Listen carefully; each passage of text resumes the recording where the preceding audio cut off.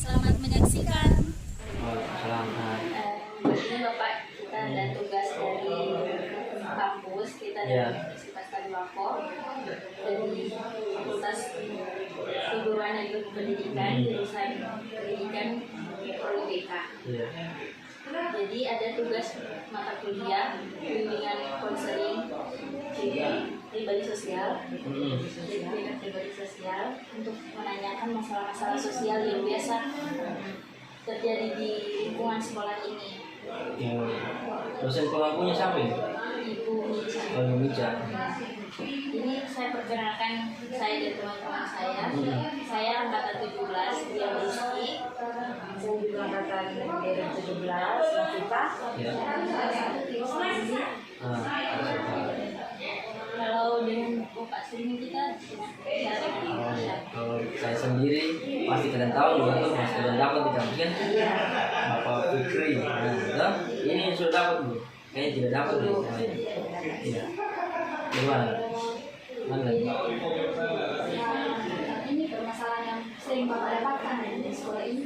Oh, yang sering didapati di sekolah ini sebenarnya permasalahannya ini banyak.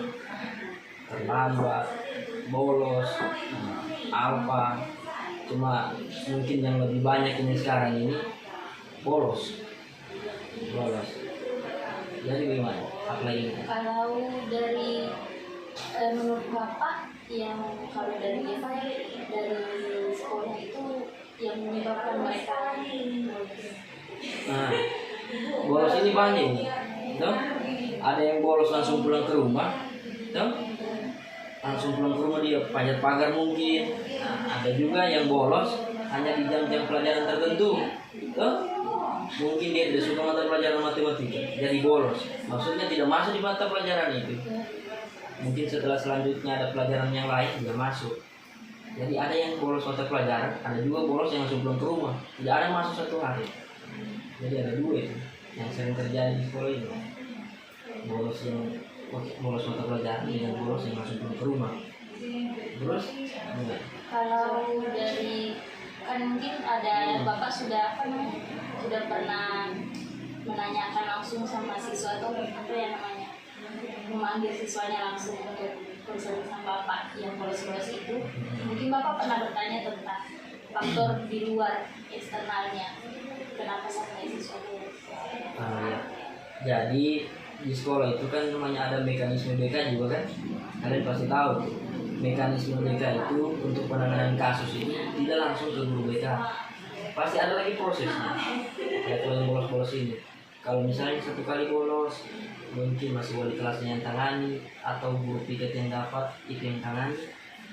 Nah, setelah mungkin sudah 3 kali dia melakukan bolos itu masih sering terjadi, baru wali kelasnya atau guru piketnya serahkan langsung atau kerjasama dengan guru BK kan?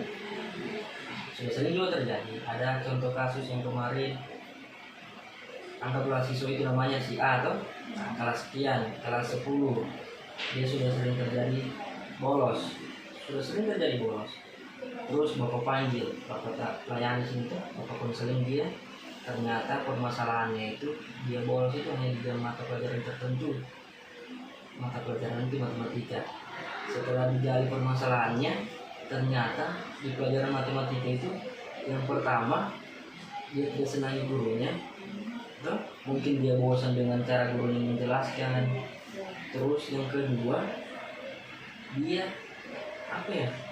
maksudnya dia untuk tangkapannya itu matematika itu agak kurang gitu. Maksudnya dia tidak cepat menanggapi dalam pelajaran itu matematika. Mungkin dia tidak terlalu hafal dengan perkalian. Itu yang terjadi.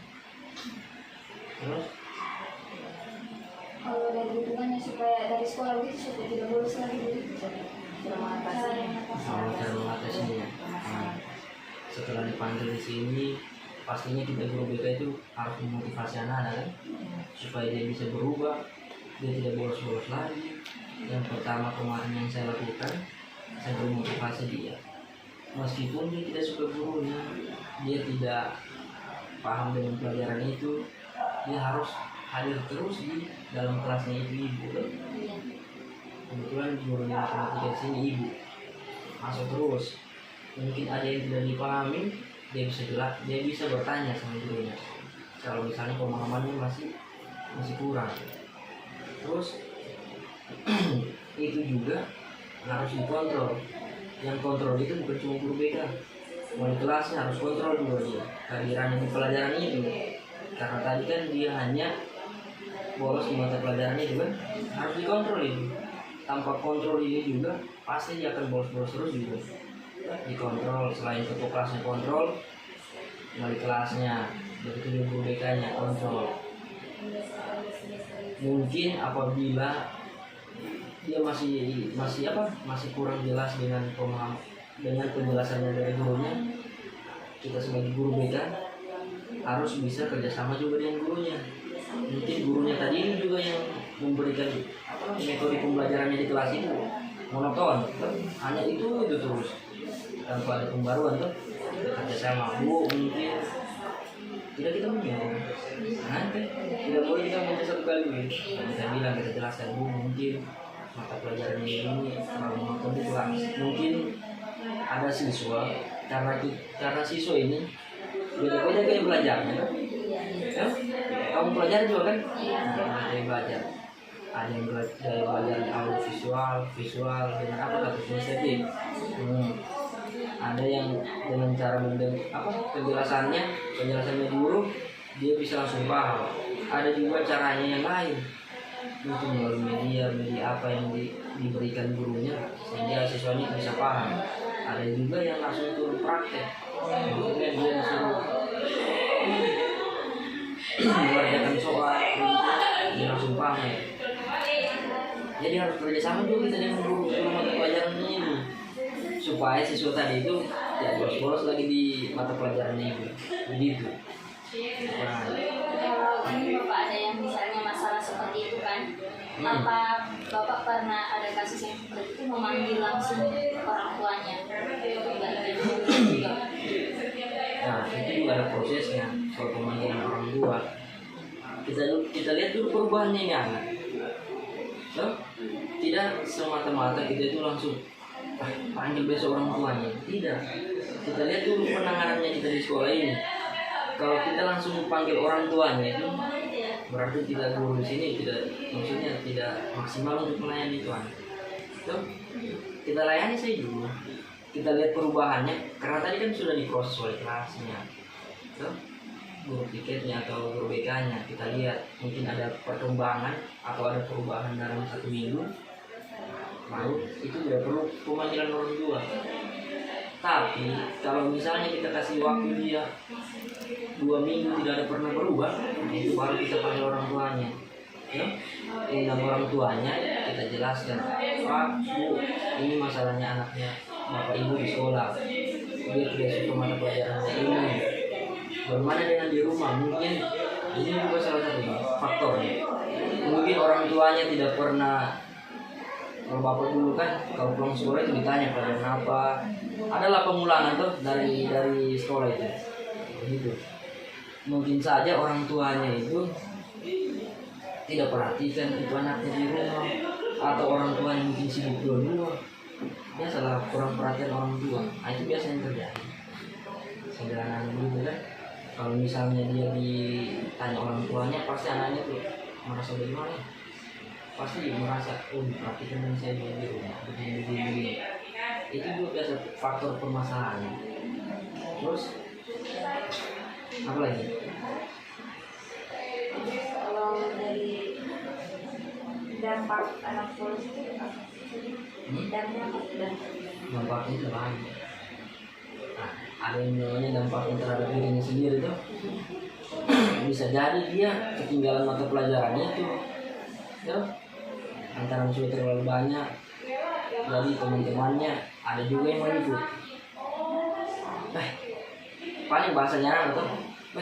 Dia bisa bolos, masa kita tidak bisa? Jadi teman-teman yang tadi tidak pernah bolos ini melihat temannya yang bolos ini, itu semua dampak-dampaknya terhadap anak-anak yang lain. Jadi anak-anak yang lain yang tidak pernah bolos ini mengikuti itu semua juga. Apa bolos itu bisa, sedangkan dia bolos bisa tidak ada hukumannya, tidak ada jadi masalah. Mana bolos kita sama-sama. Dampaknya banyak. Dampak terhadap dirinya sendiri dengan dampak dengan temannya itu. Gitu. Terus kalau itu yang misalnya sudah bapak ini kan kasusnya dorang itu ada yang mungkin ada yang berhasil dan ada yang tidak. apa itu? Caranya bapak untuk yang bolos-bolos itu Oh iya. Cara cara mengatasinya dengan cara pengatasan Iya, itu. mungkin ada yang berhasil dan tidak kan. Kalau yang tidak itu bagaimana caranya bapak selanjutnya menangani? Alhamdulillah dari berapa kelas yang menjadi anak bimbingan itu kemarin kan memang kasusnya itu bolos yang terhadap mata pelajaran ini alhamdulillah sudah bisa berubah meskipun tidak semua ya, yang berubah ini ada 90% yang berubah. Ada yang saat itu memang luar biasa lah maksudnya dengan bolosnya itu mungkin dia tidak suka sekali dengan gurunya ya, tidak suka sekali.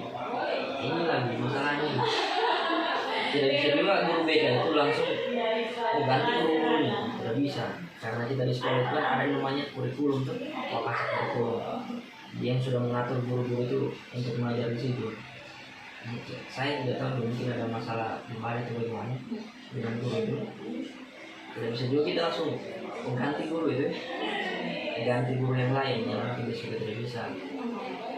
Yang belum bisa terlayani siswa yang masih sering-sering bolos tadi itu kita undang orang tuanya selama undang orang tua ini dikasih jangka waktu gitu. Hari ini kita undang jangka waktu sampai 1 minggu lagi. Kalau tidak ada perubahan diundang lagi orang tuanya.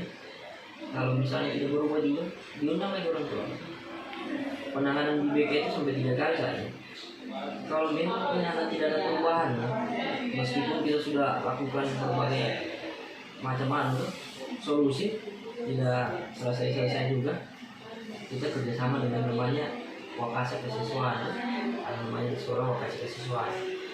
Kita kerjasama, Pak, bagaimana ya?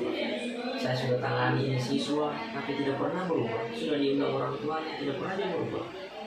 Mungkin setelah kita kerjasama dengan kesiswaan, sudah di kesiswaan ini sudah fatal ini, ya? Sudah fatal. Mungkin ada peringatan dari kesiswaan 1 kali. Kalau misalnya tidak juga berubah, langsung kita kerjasama dengan namanya kepala sekolah, ya? Jabatan tertinggi di sekolah, kepala sekolah. Nah, kalau sudah sama kepala sekolah ini, hal kemungkinan ini, kalau dia tidak namanya tinggal kelas, dia akan dipindahkan dari sekolah. Nah, yang penting kita sudah lakukan banyak solusi. Kalau tidak pernah memang ya, kemudian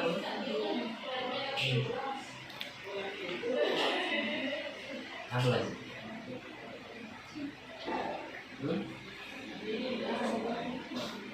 Sudah. Ini saja. Terima kasih Pak untuk waktunya.